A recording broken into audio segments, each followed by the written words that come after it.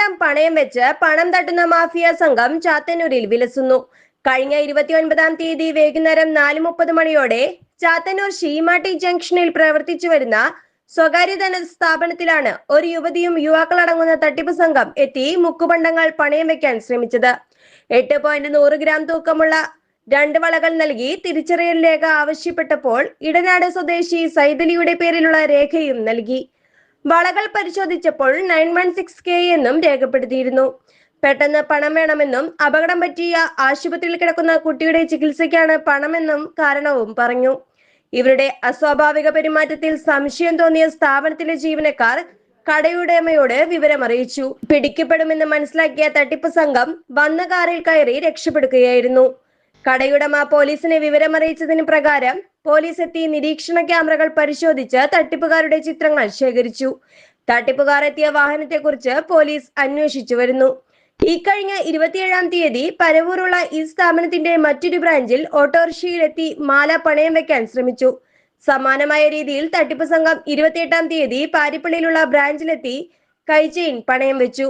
1,42,000 രൂപയും കൈക്കലാക്കി കടന്നു. ഇവർ കൊണ്ടുവരുന്ന സ്വർണം പരിശോധിച്ചാൽ മുക്കുപണ്ടമാണെന്ന് തിരിച്ചറിയാൻ പ്രയാസമാണ്.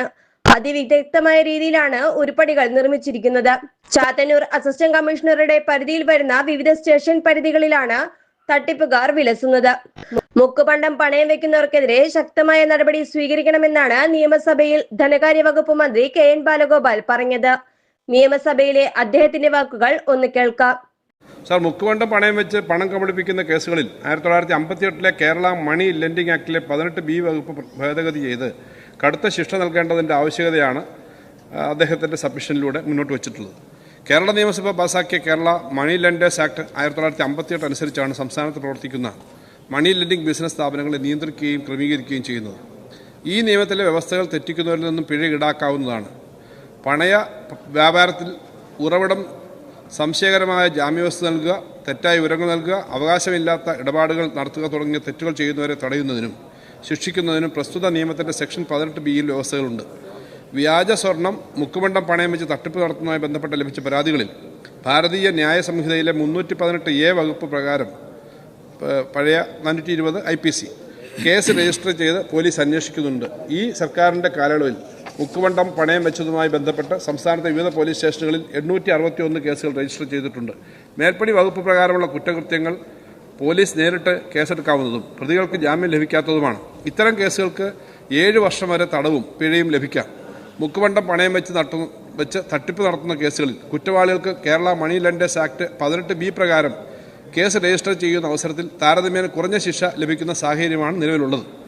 Kerala money lenders act 1958 18B വകുപ്പ് ഭേദഗതി വരുത്തുന്നത് കുറ്റവാളികളുടെ ശിക്ഷാ നടപടികൾ വർദ്ധിപ്പിക്കുന്നതിന് സഹായകരമാകുമെന്നാണ് സർക്കാർ കരുതുന്നത്. അത്തരം തട്ടിപ്പുകൾ മൂലം സ്ഥാപനത്തിനുണ്ടാകുന്ന സാമ്പത്തിക നഷ്ടം തട്ടിപ്പുകാരിൽ നിന്നും തിരിച്ചുപിടിക്കാൻ നിയമത്തിൽ വ്യവസ്ഥപ്പെടുത്തേണ്ടതുണ്ട്. തട്ടിപ്പ് നടത്തുന്നവരുടെ സ്ഥാപന ജംഗമ വസ്തുക്കളടക്കം കണ്ടുകെട്ടി കടം തിരിച്ചുപിടിക്കുന്ന അടക്കമുള്ള വ്യവസ്ഥകൾ 18B വകുപ്പിൽ കൊണ്ടുവരണമെന്നത് ഉൾപ്പെടെയുള്ള നിർദ്ദേശങ്ങൾ പരിശോധിച്ച് ഉചിതമായ തീരുമാനം സർക്കാർ കൈക്കൊള്ളുന്നതാണ്. മുക്കുപണ്ടങ്ങൾ പണയം വെച്ച് തട്ടിപ്പ് നടത്തുന്നവർക്കെതിരെ ശക്തമായ നടപടി സ്വീകരിക്കണമെന്ന് സ്വകാര്യ ധനകാര്യ സ്ഥാപന ഉടമയുടെ ആവശ്യം.